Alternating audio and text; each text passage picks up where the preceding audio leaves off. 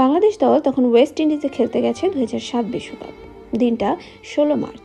কিছুক্ষণ পরেই ভারতকে হারিয়ে বিজয় মিছিলে খুলনার রাস্তা মুখরিত হবে।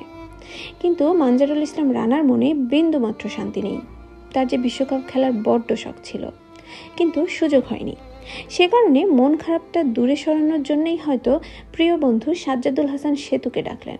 বললেন, চল বেটা, আব্বাসের চুই ঝাল খেয়ে আসি। শুরুতে কিছুটা আইগু করলেও শেষমেশ সেতুও তাই রাজি হয়ে গেল।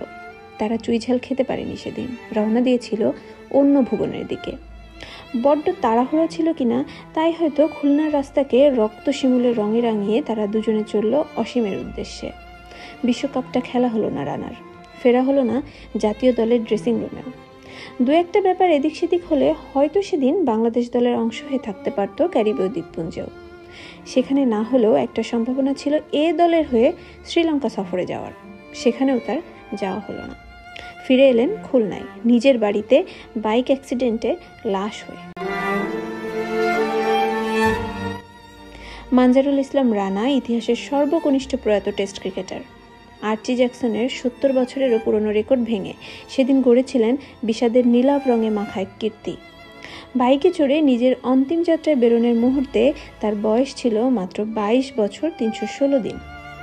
মায়াভরা চাহনির সাথে ঠোঁটের কোণে জমিয়ে রাখা নিষ্পাপ এক টুকরো হাসি যে কারো মনে সঞ্চার করত গভীর এক মায়ার। সে বাঁধন ছেঁড়াটাও খুব সহজ ব্যাপার ছিল না। যেখানেই থাকতো গোটা পরিবেশটা মাতিয়ে রাখত। সেই উচ্ছল প্রাণোচ্ছ্বাসে ভরা রানার মুখে সেদিন হাসি ছিল না, ছিল আক্ষেপের রক্তিম বর্ণ।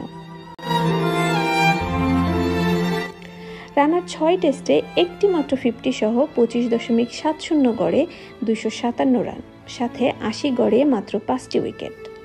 সে তুলনায় ওয়ানডে ক্যারিয়ারটা একটু দেখার মতো। 25 ম্যাচে 20.68 গড়ে একটি 50 সহ 331 রানের পাশে 30 গড়ে 23টি উইকেট। ক্যারিয়ারটা যে পরিসংখ্যানগত দিক থেকে খুব বর্ণাঢ্য ছিল তা দাবি করা যায় না, কিন্তু এই পরিসংখ্যান বোঝাতে পারে না রানার গুরুত্বটা। বোঝাতে পারে না জিম্বাবুয়ের বিপক্ষে সিরিজে 0-2 ব্যবধানে পিছিয়ে থাকা বাংলাদেশ কিভাবে রানার কাঁধে চেপে জিতেছিল 3-2 ব্যবধানে। বোঝাতে পারে না বাংলাদেশ ক্রিকেটের হাহাকার।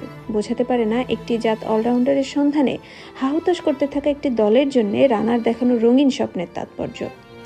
পরিসংখ্যান একটা আস্ত গাধা বলে একটা প্রবাদ রয়েছে বটে, তবে রানার ক্ষেত্রে সেটা রীতিমতো নির্মম রূপ ধারণ করে। তিনিই প্রথম বাংলাদেশি খেলোয়াড় যিনি আইসিসি উদীয়মান তারকা তালিকায় প্রথমবারের মতো জায়গা করে নিয়েছিলেন। Kevin Pietersen, Ian Bell, Gautam Gambhir, AB ডিভিলিয়ার্সের মতো নামের পাশে সেসব অবধি জিততে পারেননি বটে, তবে এই স্বীকৃতিই প্রমাণ করে তার সামর্থ্য। কে জানে, সময় পেলে হয়তো আকাশ ছুঁতে পারতেন। এত কিছু স্মরণ করিয়ে দেওয়ার একটাই কারণ, 1984 সালের আজকের দিনে পৃথিবীর আলো দেখেছিলেন রানা। বেঁচে থাকলে আজ হতো রানার 40তম জন্মদিন। ওপারে ভালো থাকবেন রানা।